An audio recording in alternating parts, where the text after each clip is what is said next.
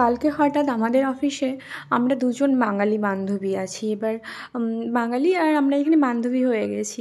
এবার অফিসে আলোচনা হচ্ছিল যে স্কুলে যখন আমরা ছোটো ছিলাম তখনকার মেমোরিজ, যে আমরা তখন কী করতাম, আমাদের ছোটোবেলাটা কেমন ছিল, কী কী খাওয়ার দাওয়ার ছিল। তখন আমরা বললাম যে স্কুলের বাইরে গেট থেকে হাত বের করে নেওয়া ওই ফুচকা, আলু কাবলি, ওইগুলো খুব দারুণ ছিল।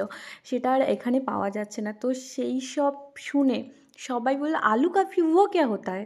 তো আমরা বললাম ঠিক আছে, আলু কাবলি কী হয় সেটা তোমাদের দেখাবো। তো তাই জন্য বাড়ির থেকে দেখো নিয়ে চলে গেছি পেঁয়াজ, লঙ্কা, টমেটো, লেবু, তেঁতুলের পাল্প, সমস্ত কিছু নিয়ে একদম চলে গেছি অফিসে। আর সেখানে গিয়ে মোটামুটি আমি কিন্তু বানাতে পারি না। আরও আরেকজন আছে, আর মানে তো আমি সমস্তটা অ্যারেঞ্জ করে দিয়েছিলাম, কিন্তু বানাতে একদমই পারি না।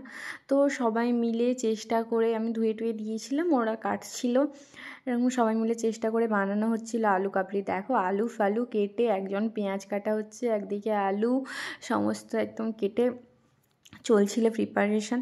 আর সবাই বলছিল এটা আবার কী খেতে হবে, এরম করে দিয়ে বানিয়ে সমস্ত ছোটো ছোটো করে কেটে, এগুলো কী হচ্ছে, এটা কী, সবাই এরকম বলছিল।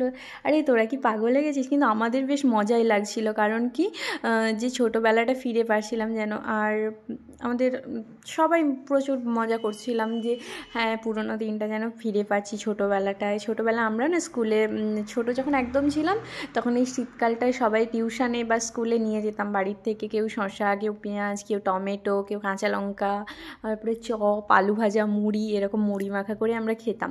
সেই দিনগুলো খুব মনে পড়ছিল। তো যাই হোক, এরকম বানানো চলছিল, কোনটা কী দেবো, কী করব বুঝতেই পারছিলাম না অর্ধেক কিছু।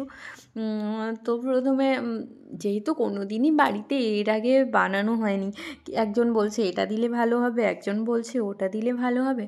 তো এরকম চলতেই থাকছে মোটামুটি। অনেক কষ্ট, মানে কষ্ট ঠিক নয়, অনেক মজা আলু কাবলি বানানো নিয়ে।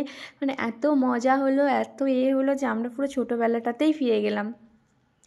তারপর কিছু কিছু জিনিস মানে যেগুলো এখানে তো পাওয়াই যায় না, কিন্তু মানে আবার কিছু কিছু জিনিস এর বাড়িতে যেটা নেই ওর কাছে আছে, ওর বাড়িতে যেটা নেই এর কাছে আছে, এরকম করে অ্যারেঞ্জ হয়ে গেছে। তো মানে এখন দেখো মোটামুটি কমপ্লিট হয়ে আসছে, এখনও বাকি আছে মোটামুটি মানে আলুটা মেখে করে কমপ্লিট হয়ে গেছে। এরপরে হচ্ছে গিয়ে এটার সাথে আবার ওই তেঁতুলের পাল্পটা অ্যাড করতে হবে, তারপর সমস্ত জিনিস অ্যাড করতে হবে, আরও কিছু কিছু বাকি আছে। তো আমাদের যখন এটা বানানো কমপ্লিট হয়ে আসছিল, তখন না দেখতে ব্যাপারটা কীরকম একটা লোভনীয় লোভনীয় লাগছিল। তো এরকম চলতেই থাকছিল। আর আমি মানে বানানোর সময় পাশ থেকে দেখছিলাম।